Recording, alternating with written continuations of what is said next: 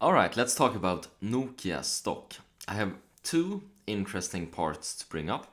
One is some industry news that I heard from an engineer, and the other one is to take a look at the share buyback program of Nokia. But before we go into that, let's take a quick look at some of the financials. So you can see diluted earnings per share has been quite low here at 4 euro cents, and then it doubled to 8, once again 8 for the quarter after that, and then here in the latest quarter we had a big surprise with 56 euro cents in earnings per share. And in terms of revenue, it has been growing slowly as well, and in terms of valuation, if we take a look at price to earnings, it's 5 something right now. So potentially a value play right now.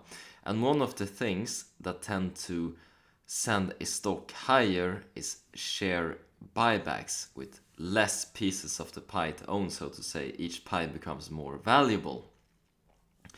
And if we look at the news, we see that this is something that Nokia is consistently communicating to the market that they are partaking in.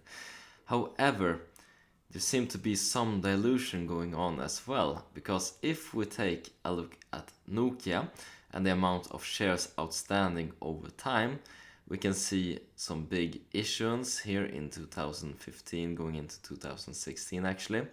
And then we can see in terms of actual change, it changes very little, and the amount of shares outstanding has actually increased for 2019, 2020, 21, and here for the last year we saw a decrease by half a percentage point. So not the most effective share buyback program I have ever seen.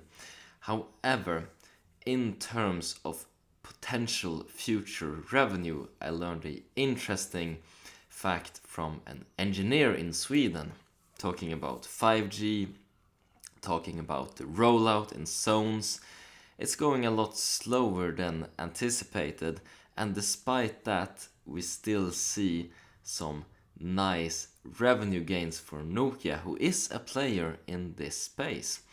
And we will also see the 6G rollouts in fairs and for industrial use going forward. So there is clearly a growing market, there is clearly a future for Nokia, and there are not that many players if we count in some of the regulatory hindrances that companies such as Huawei face when different governments won't let them be a part of the deal making, so to say.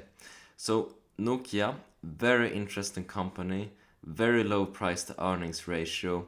It's in a growing market sector right now with the 5G, and we can see that the share buyback program has not been that effective. I hope this helps you when you do your own due diligences, and as always, I hope you make a ton of money, whatever investments you decide to make. Take care now. Bye bye.